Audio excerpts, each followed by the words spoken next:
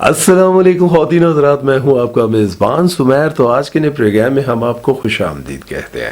دوستو آج بھی ہمارے پاس بہت زبردست خبریں ہیں، لیکن سب سے پہلے ہم بات کریں گے ہانیہ عامر کے بارے میں۔ تو جیسا کہ آپ سبھی کو پتا ہے کہ ہانیہ عامر آج کل بہت زیادہ تنقید کے زد میں آئی ہوئی ہیں، اور یہ تو میں آپ کو آگے چل کے بتاؤں گا۔ لیکن ذرا آپ یہ نوٹ کریں کہ چاہت فتح علی خان جو کہ آج کل بہت زیادہ مشہور ہوئے ہوئے، بچہ ان کو جانتا ہے، اور ہر بندہ چاہت فتح علی خان ان کی آواز کی وجہ سے نہیں، ان کی حرکتوں کی وجہ سے۔ تو چاہت فتح علی خان سے کسی نے پوچھا کہ بھائی یہ جو پاکستان کی اتنی بڑی ایکٹریس ہے، اتنی فیمس ایکٹریس ہے ہانیہ عامر، یہ دبئی میں جا کے ایک انڈین سنگر بادشاہ کے ساتھ اپنا ٹائم سپینڈ کر رہی ہے، اس کے ساتھ گھوم پھر رہی ہے، ڈیٹ شیٹ کر رہی ہے، تو آپ کو اس کے بارے میں کیا کہنا ہے؟ چاہت فتح علی خان نے کہا کہ میں ان کے بارے میں تب بات کروں جب میں ان کو جانتا ہوں، تو میں تو ہانیہ عامر کو جانتا ہی نہیں ہوں۔ بھائی کیا بات ہے بھائی! ہانیہ عامر وہ ایک انڈین ریپر ہے بادشاہ، اس کے ساتھ وہاں دبئی میں ملی ہے، کیا ملنا چاہیے تھا اس کو؟ میں سچی جانتی ہوں ہانیہ عامر کو ہانیہ عامر تنقید کی زد میں اس لیے آئی ہوئی ہیں کیونکہ وہ ایک انڈین سنگر ہے بادشاہ، ان کے ساتھ دبئی میں ٹائم بہت زیادہ سپینڈ کر رہی ہیں، کوئی ڈیٹ شیٹ بھی کر رہی ہیں، پتہ نہیں کیا کچھ چل رہا ہے، لیکن لوگ اس لیے زیادہ تنقید کر رہے ہیں۔ ایک تو کیا آپ کو یہ انڈین سنگر ہی ملا تھا، ایک ہندو ہی ملا تھا جس کے ساتھ آپ ٹائم سپینڈ کر رہی ہیں، اور دوسرا جو سب سے زیادہ بات نوٹ کرنے والی ہے وہ یہ ہے کہ جس طرح سے ان کی فزیک ہے، میری طرح وہ کافی ہیلدی ہیں، موٹے ہیں۔ اگر اسی فزیک کا بندہ کوئی ہانیہ عامر سے سچی محبت کرتا ہوتا اور وہ سپر سٹار نہ ہوتا اور نہ ہی وہ امیر ہوتا، تو کیا ہانیہ عامر اس کے ساتھ بھی اسی طرح سے دبئی یا پھر کسی اور عام سے شہر میں جا کر ملتی، ان کے ساتھ ٹائم سپینڈ کرتی؟ اب یہ میں نہیں کہہ رہا ہوں، میں اپنی ذاتی رائے بھی دے چکا ہوں، لیکن KR کے جنہوں نے ہمارے پاکستانی سنگر عمر ندیم کا گانا چوری کیا تھا اور سونو نگم سے گوایا ہے، وہ کیا کہہ رہے ہیں ذرا آپ خود ہی سن لیں۔ خبر ہے ہاتھی کے بچے سنگر بادشاہ کے بارے میں۔ 2 دن پہلے اس بھینسا نما سنگر کا برتھ ڈے تھا، اور اس کے جنم دن پر پاکستان کی ایک ہیروئن ہانیہ عامر نے اس کو وش کیا۔ بھائی صاحب، ہانیہ کے وش کرنے کے بعد یہ گینڈے کا بچہ اتنا ایموشنل ہو گیا کہ اس نے کہا کہ ہانیہ سے زیادہ ٹیلنٹڈ انسان دنیا میں کوئی دوسرا ہے ہی نہیں۔ بادشاہ بھائی بالکل صحیح کہہ رہے ہو آپ، بس جتنے ٹیلنٹڈ آپ ہو اتنے ہی ٹیلنٹڈ وہ ہے۔ جیسا ٹیلنٹ آپ میں ہے، دھڑی کھاتے ہو، دھڑی ہگتے ہو، صحیح سے اٹھا نہیں جاتا، بیٹھا نہیں جاتا، جتنے گانے آپ نے بنائے ہیں آج تک سب ایک ہی ٹیون پر بنائے ہیں، تو بھائی ایسا ٹیلنٹ کسی اور میں تو ہو نہیں سکتا، بس آپ کے بعد یہ ٹیلنٹ صرف ہانیہ میں ہی ہے، کسی تیسرے میں نہیں ہے۔ ابے ہاتھی کے بچے! بھائی اگر آپ کوئی انڈین آ کر مجھے یہ کہے کہ آپ ہمارے سنگرز کے بارے میں کیسی لینگویج یوز کر رہے ہیں، تو میں ہی نہیں کہہ رہا بھائی، یہ آپ کے اپنے کہہ رہے ہیں، میں کیا کر سکتا ہوں۔ خیر بہرحال آپ کا اس بارے میں کیا کہنا ہے، اپنی رائے کمنٹ سیکشن میں ضرور دیجیے گا۔ چلتے ہیں نیکسٹ خبر کی طرف اور بات کریں گے شرم کی اسکیچ بک کے حوالے سے۔ تو جیسا کہ آپ سبھی جانتے ہیں کہ یوٹیوب پر یہ شرم کی اسکیچ بک ایک ایسا یوٹیوب چینل ہے جسے سبھی بہت شوق سے دیکھتے ہیں، اور سبھی کو بہت انتظار تھا کہ شرم اپنا چہرہ کب دکھائے گا، شرم کب اپنے آپ کو سامنے لے کر آئے گا، کب اپنا فیس ریویل کرے گا۔ تو ایک یونیورسٹی میں ان کو بلایا گیا، ایک سیمینار میں ان کو بلایا گیا، اور ان کو کہا کہ لوگوں کو موٹیویٹ کریں، آ کر بتائیں کہ آپ نے اپنی زندگی کیسے سٹارٹ کی اور یہاں تک آپ کیسے پہنچے۔ تو وہ بتا رہے تھے کہ میں بھی 9 to 5 جاب کیا کرتا تھا، لیکن جب میں صبح جاتا تھا اور شام 5 بجے واپس آتا تھا تو میں سمجھتا تھا کہ یار میں تو اپنی زندگی کا جو خاص ٹائم ہے اسے ویسٹ کر رہا ہوں، مطلب جاب کر رہا ہوں، صبح جاتا ہوں، ان کے آرڈرز پر کام کرتا ہوں، شام تک کام کرتا رہتا ہوں اور واپس آتا ہوں، تو میں اپنی وہ کریٹیوٹی نہیں کر پاتا ہوں جو مجھے کرنی چاہیے، جو میرے اندر ٹیلنٹ ہے وہ میں کیسے لوگوں کو دکھاؤں۔ یہی کشمکش میرے اندر چلتی رہتی تھی، اور بالآخر میں نے یہ فیصلہ کیا کہ میں اپنا کام کروں گا، میں نوکری نہیں کروں گا۔ جب میں نے نوکری چھوڑی تو میرے گھر والے، میرے رشتہ دار سب نے بہت شور کیا، اور انہوں نے کہا کہ اتنی اچھی نوکری تم چھوڑ رہے ہو، اتنا زبردست کام چھوڑ رہے ہو، یہ کیوں کر رہے ہو؟ ہاں تم اپنے کارٹونز بنا بنا کر لوگوں کو دکھاؤ گے اور لوگ تمہارے کارٹونز دیکھ کر خوش ہوں گے۔ لوگوں نے مجھ پر بہت تنقید کی کہ اتنی اچھی نوکری چھوڑ رہے ہو، لیکن میں نے یہ سوچا تھا کہ میں جاب نہیں کروں گا، میں اپنا کوئی کام کروں گا جس میں میں ترقی کر سکوں، اپنا نام بنا سکوں۔ اور بالآخر میں نے بہت سارے چینلز بنائے، 4-5 چینلز بنائے جن میں کوئی کامیابی نہ ملی، لیکن میں نے ہمت نہیں ہاری اور میں کام کرتا رہا۔ اور بالآخر پھر فیس بک پر ان کی ایک پہلی ویڈیو وائرل ہوئی تھی جس میں وہ فیض آباد سے لوکل اسلام آباد کا سفر کرتے ہیں، اور وہ بہت ہی زبردست ویڈیو تھی، اور اس کے بعد شرم کی کامیابی کا سفر شروع ہوا، اور اس طرح سے انہوں نے اپنا نام بنایا۔ اور آپ کو پتا ہے فیس ریویل انہوں نے پھر بھی نہیں کیا, انہوں نے ماسک لگایا ہوا. بہرحال میں بھی آپ لوگوں کو بہت بار کہہ چکا ہوں کہ آپ بھی اپنا یوٹیوب چینل بنائیں, اپنے کام کے ساتھ ساتھ یوٹیوب پر آئیں, فیس بک پر آئیں اور تھوڑا تھوڑا کام کرتے رہیں. ایک چینل نہیں چلتا دوسرا بنا لیں, دوسرا نہیں چلتا تیسرا بنا لیں, کوشش کرتے رہیں اور ایک دن ایسا آئے گا کہ آپ کامیاب ہو جائیں گے. چلتے ہیں نیکسٹ خبر کی طرف اور بات کرتے ہیں کہ ایسے پاکستانی سپر سٹار کے بارے میں جس سے پاکستانی, انڈین, بنگلہ دیشی سبھی بہت محبت کرتے ہیں میرے سمیت. اور آپ سب کو یاد ہے کہ میں نے ان کے حق میں بہت ساری ویڈیوز بنائی ہیں جن کا نام ہے فیروز خان.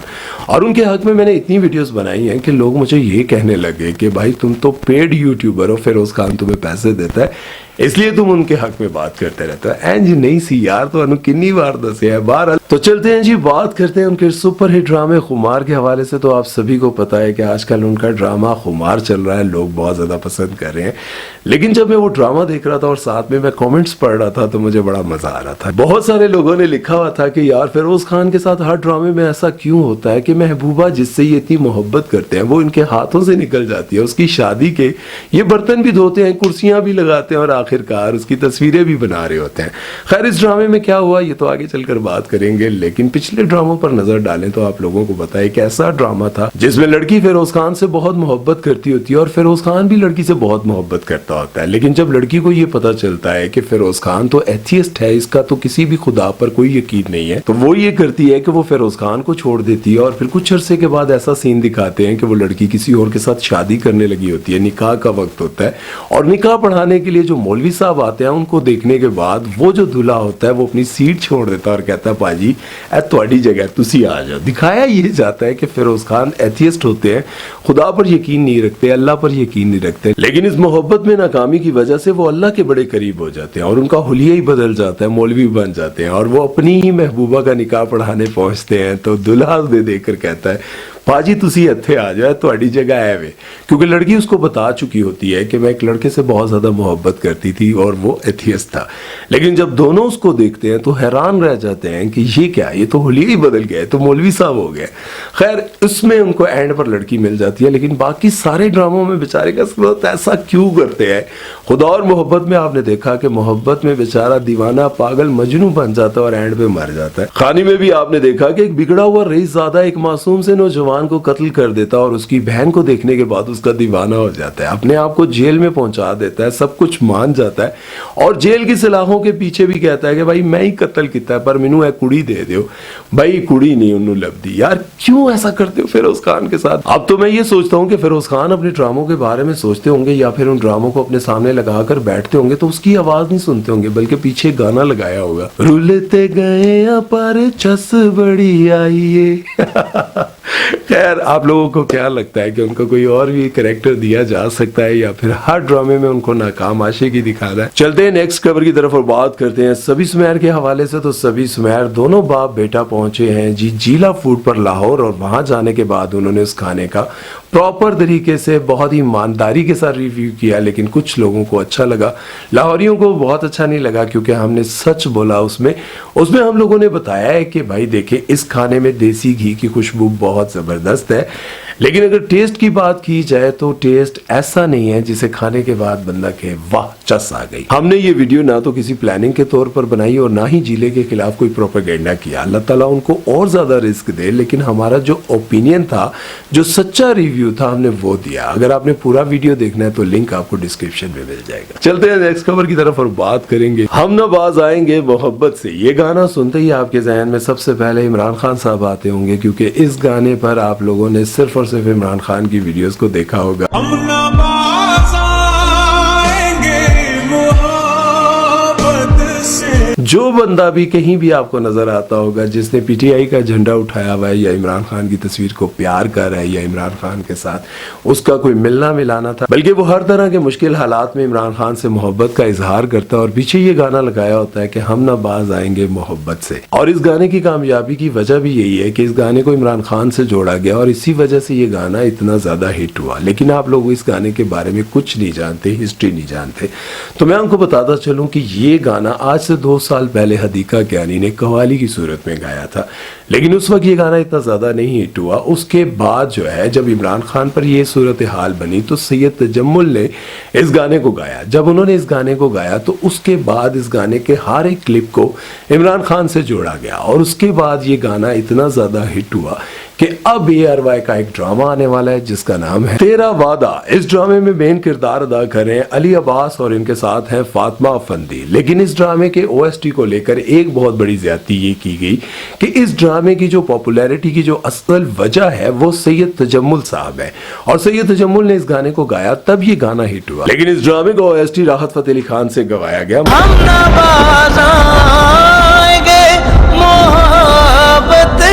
مانا کہ راحت فتح علی خان صاحب پاکستان کے بہت ہی نامور سنگر ہیں، پاکستان انڈیا نہ جانے کہاں کہاں پر وہ اپنا نام بنا چکے ہیں، کانسرٹس کر چکے ہیں، بہت ساری فلموں کے لیے گا چکے ہیں، بہت سارے ڈراموں کے لیے گا چکے ہیں۔ لیکن افسوس کی بات یہ ہے کہ یہ جو گانا ہے یہ مشہور ہوا تھا سید تجمل کی وجہ سے۔ ان کو وہ کامیابی مل جاتی جس کا وہ بے صبری سے انتظار کر رہے ہوں گے اپنی زندگی میں کہ کاش مجھے بھی کوئی بڑا پروجیکٹ مل جائے کسی ڈرامے کے لیے، میرا یہ گانا اتنا زیادہ ہٹ ہو گیا۔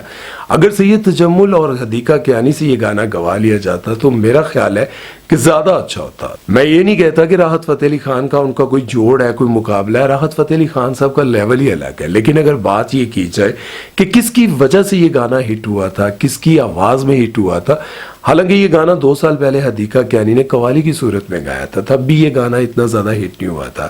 لیکن جب سید تجمل نے یہ گانا گایا تو یہ سپر ڈپر ہٹ ہو گیا۔ تو اب اس کو اوریجنل بندے سے گوا لیتے تو زیادہ اچھا تھا، شاید ان کی بھی زندگی بدل جاتی۔ لیکن ہمارے ہاں بالی ووڈ میں ہر جگہ پر ابھی تک یہی سوچا جاتا ہے کہ مین کریکٹر کے طور پر ہمایوں سعید شاہ رخ خان کو لے لیتے ہیں، بڈھے ہو گئے ہیں۔ لیکن یار میں ان کے خلاف بات نہیں کر رہا ہوں، لیکن اصل بات یہ ہے کہ نیو ٹیلنٹ کو چانس دینے کے لیے یہی سوچتے رہتے ہیں کہ چینل پر ہم ڈرامہ بیچیں گے کیسے، چینل والوں کو کیسے کہیں گے کہ یار اس نئے لڑکے کے ساتھ ہم ڈرامہ لے کر آ رہے ہیں۔ یہی مسئلہ ہے کہ ہمارے جو نیو ٹیلنٹڈ لوگ ہیں، چاہے وہ ایکٹرز ہیں، سنگرز ہیں، وہ بیچارے اپنی زندگی میں اسی طرح خوار ہوتے رہتے ہیں۔ کیفی خلیل کا اگر وہ گانا ہٹ نہ ہوتا کہانی سنو تو آج تک بیچارہ وہ بندہ بھی خود بتاتا ہے لیاری سے میں پھٹے پرانے کپڑوں میں گٹار اٹھائے ہوئے کبھی بس پر کبھی پیدل دھکے کھاتے ہوئے ایسے کانسرٹ میں پہنچتا تھا جہاں پہ میرا کوئی نام نہیں ہوتا تھا، اور منتیں کرتا تھا کہ مجھے تھوڑی دیر گانے کا موقع مل جائے، لیکن وہاں پر مجھے وہ چیز نہیں ملا کرتی تھی، عزت نہیں ملا کرتی تھی، اور بڑی محنتوں کے بعد کوئی ایک عدد گانا گانے دیا جاتا تھا۔ لیکن آج کیفی خلیل سے کہیں بھی گوانے کے لیے، کسی بھی کانسرٹ میں بلانے کے لیے ان کو 30 سے 35 یا 40 لاکھ روپے دیے جاتے ہیں اور منتیں بھی کی جاتی ہیں۔ لیکن دیکھیں وقت کیسے بدل جائے، کب بدل جائے کوئی نہیں جانتا۔ میرا بھی یہی کہنا تھا کہ یہ گانا اسی بندے سے گوا لیا جاتا جس کی وجہ سے ہٹ ہوا۔ اپنا بہت سارا خیال رکھیے گا، اور آج کی خبریں امید ہے کہ آپ کو پسند آئی ہوں گی۔ اپنا خیال رکھیے گا، دعاؤں میں یاد رکھیے گا۔ سمیر چودھری کو دیجیے اجازت، اللہ حافظ۔